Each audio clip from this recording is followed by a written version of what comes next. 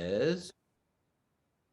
Yeah, and then I will tell you how many suggestions we have, and then you just pick a number. And about, I don't know, about 10 minutes in, I'll look for an out, and then I like to ask people how they got involved. So I like to talk to folks about like, hey, how'd you get involved in improv, and then yeah, and like what, if you have things you want to promote or anything like that, we'll ask part of that as well. Cool. I don't tend to like dissect the scene. That's not, unless something really interesting comes up. I just like to find out like how people got involved with getting into improv. Sure, I'll follow your lead. Good, I'll follow you, and we'll just be following the whole time. All right, my friend. Let's see. We have pick a number. Pick a number between 1 and 169. Wow, we're so popular. We're so popular. Do I want to make you count to 169? What? That's my best work, man. My best work is the counting. 17. Oh, cool. 17. Let's see. 2, 4, 6, 8, 10, 12, 14. John Nguyen put together a compilation of just me counting for a bunch of these, which is like super fun. It's just me, a whole series of me counting in these videos. Okay, Anki gave us a suggestion of I just don't get it. I just don't get it. All right, thanks, Anki.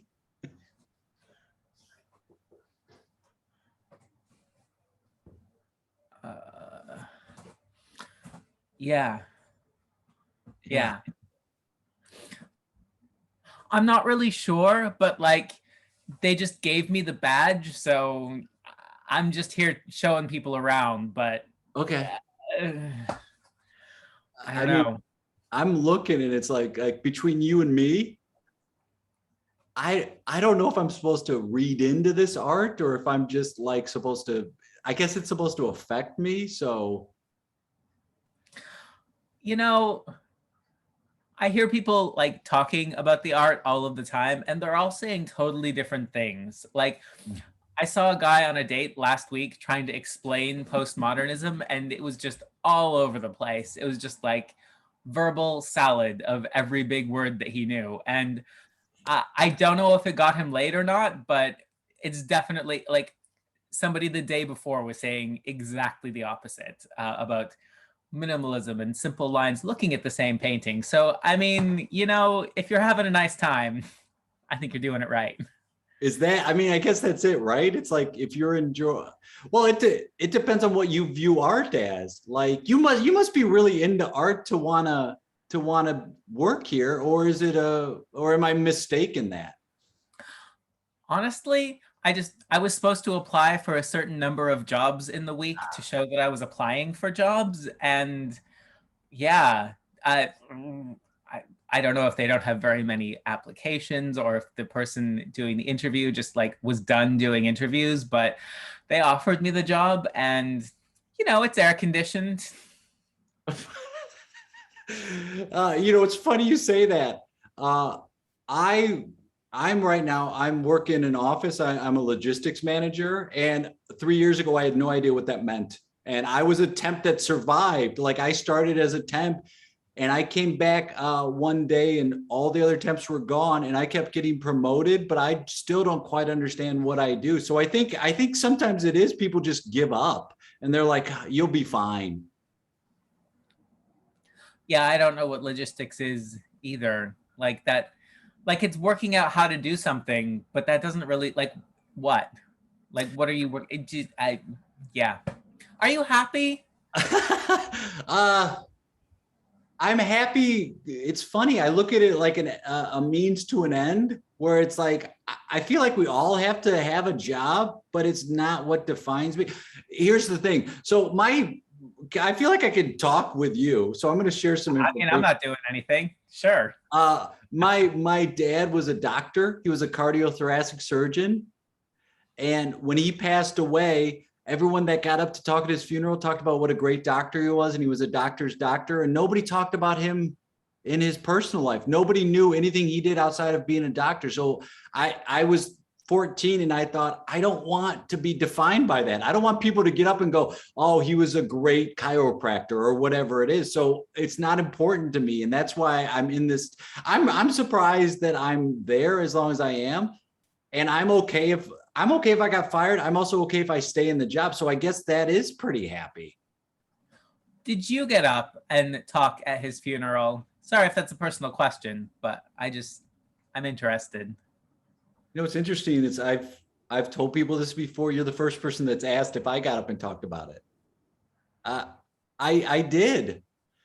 And I got nervous, and because I was the last one to talk. And so I got up there and I just said, oh, he was like a doctor of our family. And then I sat down. I felt like I had to make a connection to the doctor thing. And then I was like, why?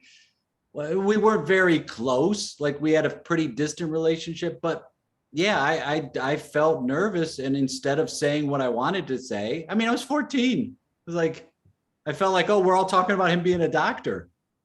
Yeah, that's rough. I mean, I guess doctors are also like, they're such an authority figure, and it's so hard to see them as like a human. My father was a judge, and I think it's very much the same thing. Yeah. Did you feel, can I ask you a personal question? Go on. Was he strict with you? Like, you think judge, you're like, oh, it's going to be very, very strict. Yeah, super strict and like very high standards. But there was always a reason for the rules. Like, it wasn't just arbitrary, I'm the boss of you rules. Like, there was a structure. And I think if I were a more motivated person, I could have done really well. Like, I had all of the tools. So I respect him for that. But yeah, I just wasn't into it, you know? Wow. Well, I mean, hearing you say that sounds like a pretty good job by your dad to give you these tools. And then it's like, okay, you make your own decisions. Yeah. I mean, and here I am chatting with strangers at an art gallery, not even pretending I know about the art. I mean, I could show you which one is the most expensive, but that's... Yes, which one? Wait, could I guess? And then you tell me? Yeah, sure. So the bench by the front door, I first thought, oh, this is a place you could sit, but I'm like, no, I bet the bench is actually a piece of art. And if you sat in it, somebody would yell at you. And even though it looks simple, I bet it's very expensive. So of all the pieces here, I'm going to say the bench, which looks functional, probably isn't. It's probably made of like cardboard or something that isn't an actual material. That's my final guess. Wow. You're super, super wrong, but I respect the logic of it. That feels like a very logistics response to that. So maybe you are in the right job. I look at things and I'm like, it's funny. I never thought of it before, but now I'm like, oh, I think that suits me very well. It's like, how do things get around? What are things made of? How can we get it from one place to another very quickly? So what is the most expensive piece of art here?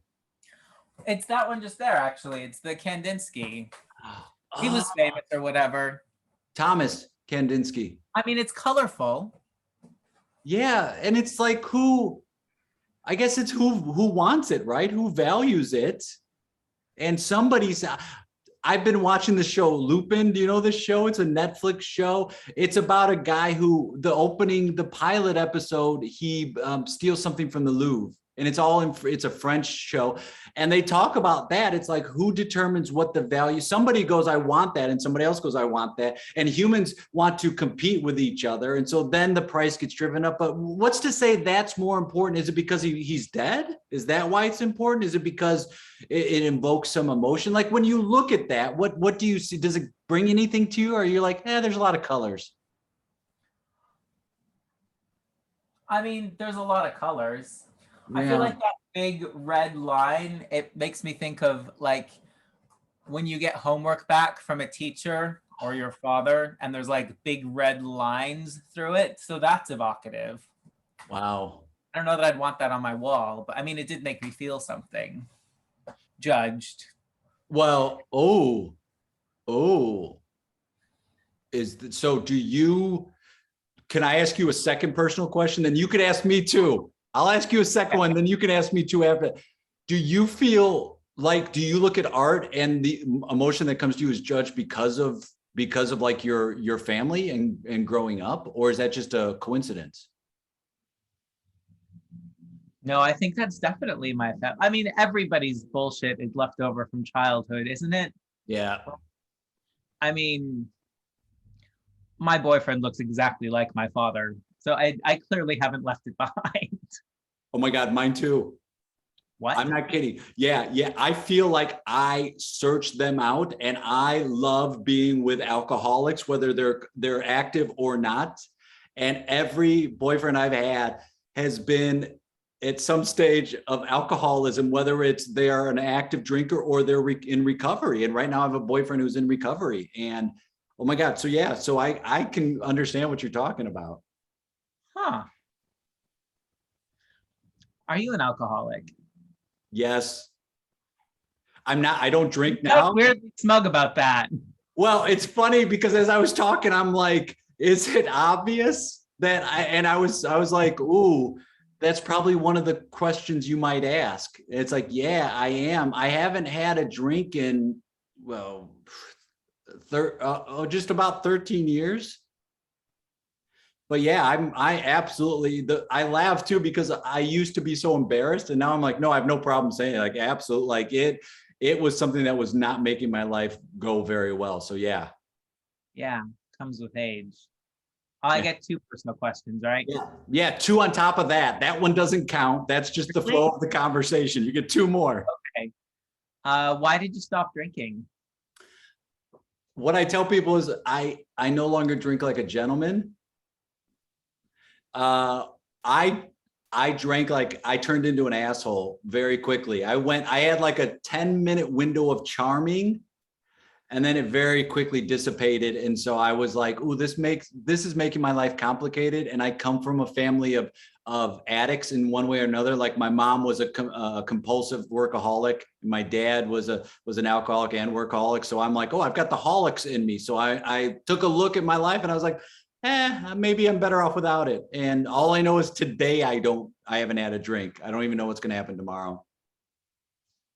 I've never heard the phrase, I've got the holics in me. I like it. Thanks. Yeah. That's Yeah. me. I got a whole family of holics. So Gorgeous. All right. Second personal question. Where are you actually supposed to be right now? I'm supposed to be leading a meeting at work. Logistics. Scene. I did work once at a job where it was a temp job. I didn't know what I was supposed to be doing, like for a year. And I was supposed to be looking for the description I learned was like, I'm looking for price discrepancy in invoices. And I was like, I didn't know what that meant. And I would just get up, I would go there every day, not sure what I was supposed to be doing. And it was like a year, and temps around me kept getting either let go or quit. So pretty soon it was just like, there used to be like 6 temps, and then they all stopped. It was just, I was like, it was attrition that I was there. And I was like, and I went into, when I finally quit, I got an offer to go on the road to do improv. And I was like, I went in and I told my boss, I closed the door, and he looks at me, he goes, before I said anything, he goes, "You're leaving, right?" And I go, "Yeah." And then he goes, "Take me with you." And the way he said it, it was, you could tell he was like mid to late 40s. This was it for him. He had a house, like he had all these things he had to buy and keep up payments with. So he couldn't quit. He was just stuck in that position. I felt so bad for him. Yeah. I mean, yes. But also make their own choices. Right. Right. And you look now, you're like, I'm sure there are people, we know people who are looking for work and don't have jobs. And it's like, you come from a place of for me, trying to find that place of gratitude in difficult situations can be real hard, but it's worked out whenever I've had the ability to do it. Yeah. Yeah. Uh, There's a lot of that. how did you get started in improv? What made you take your first class or do your first show or however or whatever it was? So I used to be a classical musician in my previous career. I was a clarinetist. And I wrote my master's thesis on how people learn free improv in music, which is it's like a style of free jazz where there's no chord structure or rules or anything. Theoretically, anything goes. But then some people are a lot better at it than others. And there wasn't really a lot of like writing or research as to what that was or how you taught it. So I ended up reading a lot of theater and dance improv pedagogy around that. And I read a bunch of theater books and thought, oh, this would be good for me. I should do this. And What? yeah, then I started taking classes, but I slugged through Keith Johnston and all kinds of, and then I took a beginner improv course and was terrible at it because of course I was. Dude, and that book, while it's like, oh, that's a book that should be in your library as an improviser, there are moments like even with the Viola Spolin book too, there are moments that get real thick and you're like, oh, it's hard to chew on these words. Like there are parts of those books, both of those, and they're early on textbooks for improv, but for sure, where you're like, oh boy. And then so you read it, then you took a class. Yeah. And where was your first class? What city? With Improv Montreal in Montreal, with Vinny Francois and his other very charming short friend who I forget the name of. They were both delightful. And at what point then did you make the transition to say, I'm going to go into theater and improv full time? When did that happen? Was there a moment or was it like, oh, I've noticed I'm just doing more theater. I guess I'll commit to that. Like not until 6 or 7 years later of sort of taking regular courses and then being part of groups and doing other theater-y stuff. And it was a really gradual transition. And it was a hard choice for me because I went into music because I was really good at it, but I didn't love it. And in all honesty, at best, I am a mediocre actor, but I'm having a much better time. So that was a hard decision, but it was worth it. Well, it is interesting, right? Of like, where does your passion lie? And I think, your passion lies, people have those moments of like, wow, you're really good at this thing. And it's like, yeah, but I'm not passionate about it. Yeah. I love that it's like, oh my God, you're so amazing at the clarinet. Yeah. Any hoodle. Let me go into this career that makes no money right now. There's no place to go. But then it's you've seen the growth of it, right? You've seen what's happened. And now with the virtual situation and people are clamoring for classes and you have an opportunity to reach so many people, I feel like your name pops up a ton and you're able to, I was lucky enough to be in a class with you and Monica Gaga that was just like game changing. It's something I recommend to people all the time where it's like, you want to talk about how to improve your skills, especially when you become a veteran. For some reason in improv, unlike other arts and disciplines, people go, I'm good. Like you think you reach a point and it's like those classes that like the class I took with the two of you last year, like it was such a invigorating and much needed for me class to be like, to have these, not just actions, but discussions and how do you handle situations. So, I mean, I feel like your name is popped up right now, like on to use an American term, on like the Mount Rushmore of improv teachers, where it's like, these are you're one of the people that I feel like people need to take classes from. Oh, thanks. That's really sweet of you. It was a delight to have you. And I feel like one of the things I love about that class is that people who are new to teaching come and people who've been teaching for an amount of time come. And the discussions that facilitates, it lends a lot to it because they're very different points of view. Yeah.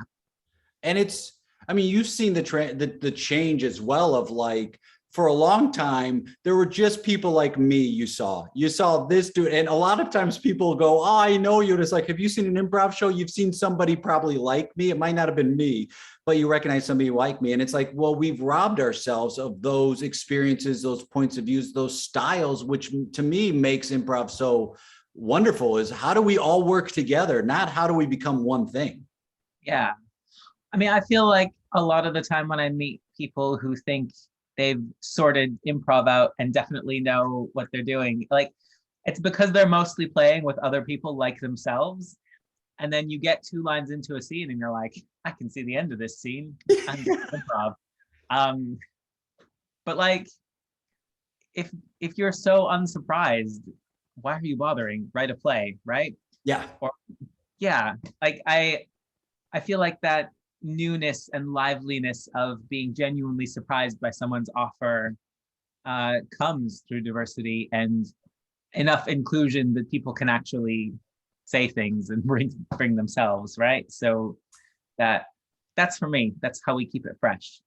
And don't you feel like there is a certain thought in improv that mistakes what group mind means, where it's like, oh, a group mind means we're all saying yes and doing the same thing? It's like, that to me is not the group mind. The group mind is like, what are you bringing to this? I'm curious and excited about it, rather than we're all trying to hit the same note. Yeah. And yeah, if your group mind is one big brain, is it agile enough to turn and twist, right?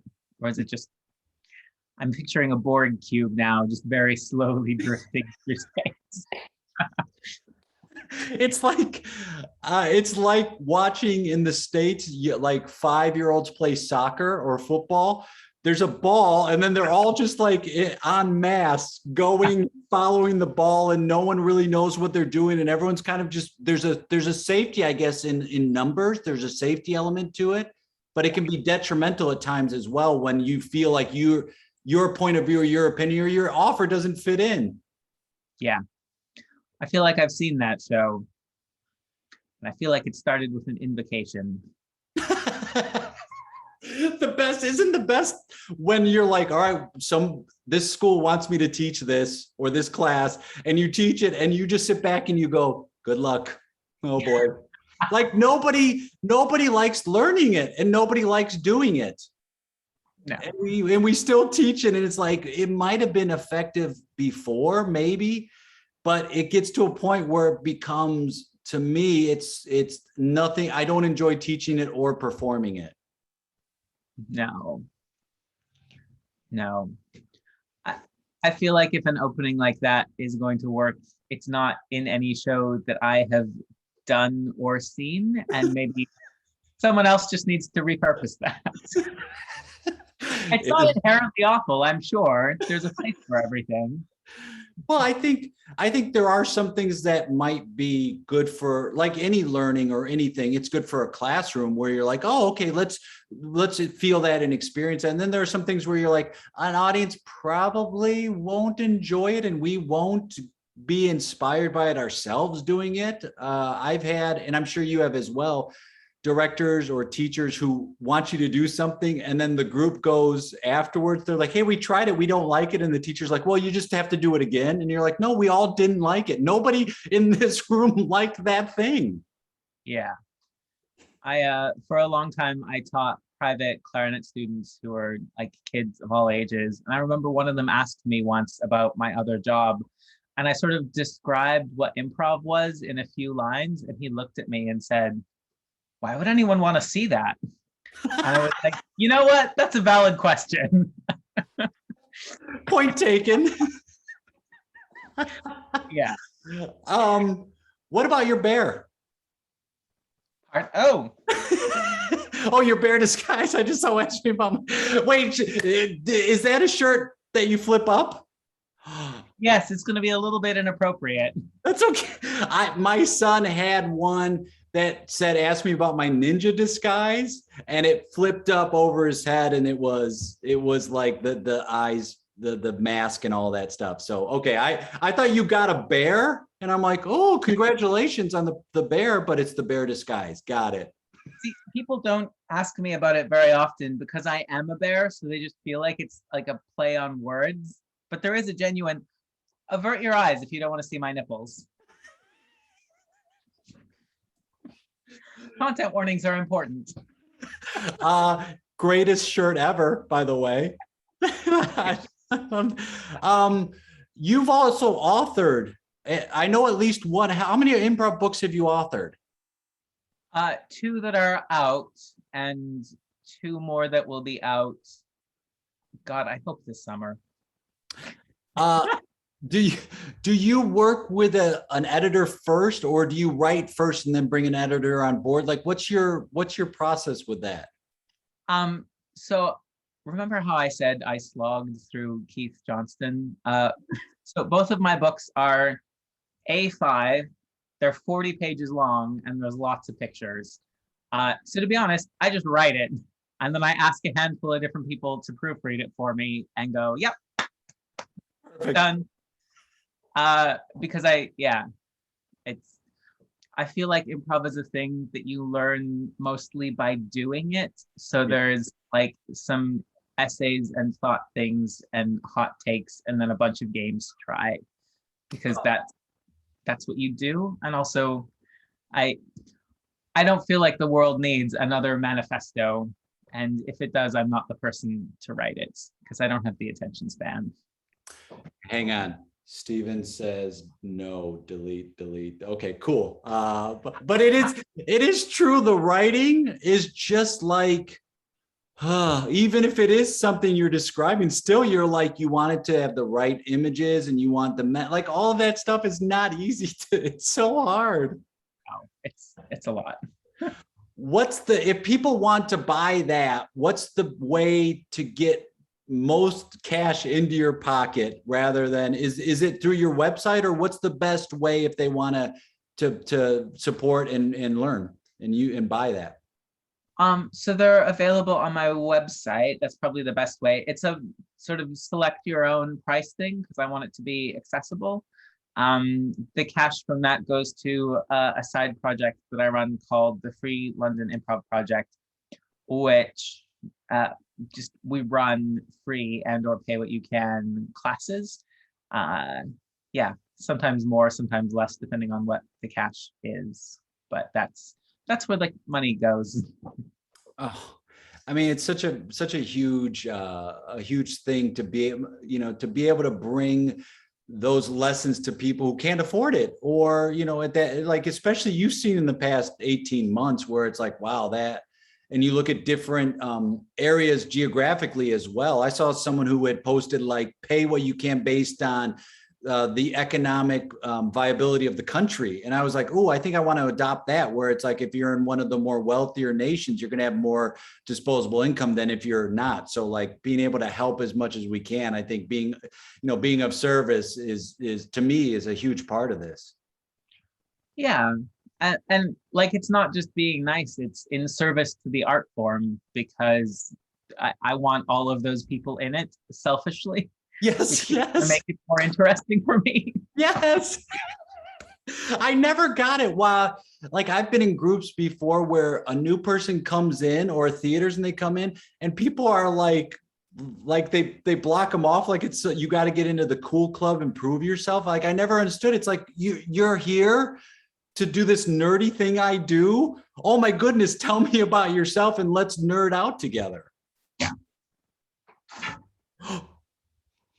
And cat sitting and they're being naughty. This is not actually my house. We sat for, well, I had a friend cat sit when we were out of town, and we had a second cat that came back in that we were taking care of for another friend. So anyway, we get a message 2 days into our vacation, and my buddy's like, I might have a problem. And it was like, what's up? He goes, one of the cats has been missing. And so like for 3 days, the cat was gone. And so our whole vacation, we're worried about this stupid cat.